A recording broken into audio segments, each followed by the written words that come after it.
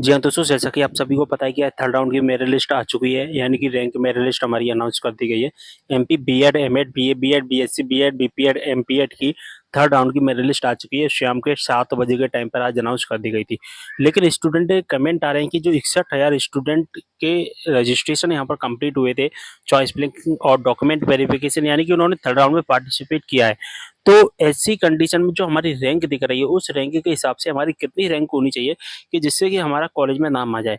तो मैं आपको हर बार बताता हूँ कि दोस्तों, आप अपनी रैंक से अभी डिसाइड नहीं कर सकती हैं कि आपको कौन-सा कॉलेज अलॉट होगा, ठीक है? बात समझ में आ गई? अभी आप डिसाइड नहीं कर पाएँगे कि आपको कौन-सा कॉलेज अलॉट होने वाला है।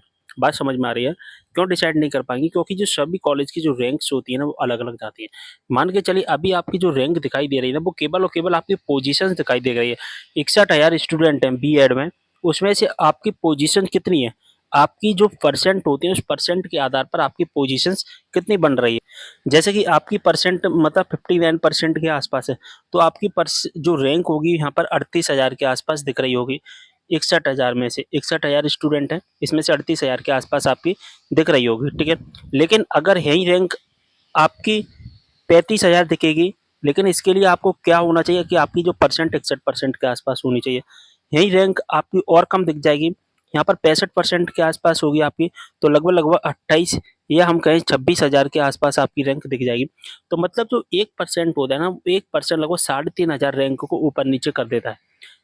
ठीक है, 3,500 को, जैसे कि 59% पे कितनी रैंक है, 38,000, तो 61% पे वही 35,000, तो 1-1.5% पे जो रैंक होगी वो लगभग 3,500-4,000 का डिफरेंट लाएगी।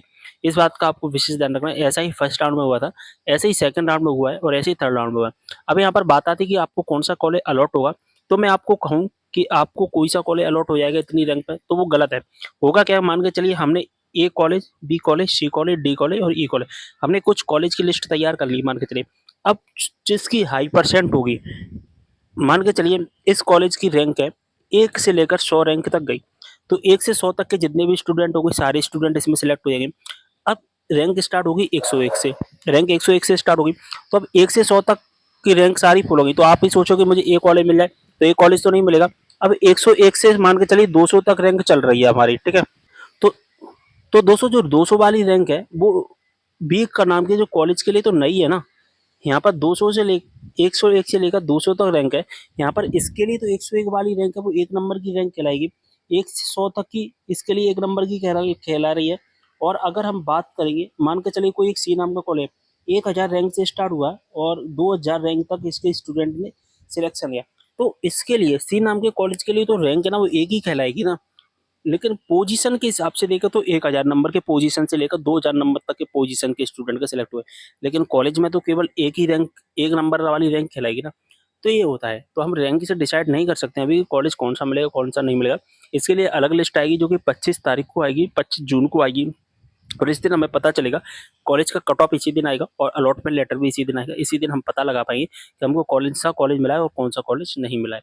ठीक है? तो वीडियो को शेयर करना है सभी के साथ, कोई भी डाउट हो कमेंट करना, इंस्टाग्राम पर ही फॉलो कर लेना। मिलते हैं अगली वीडियो में एक और जानकारी के साथ, तब तक के लिए बाय।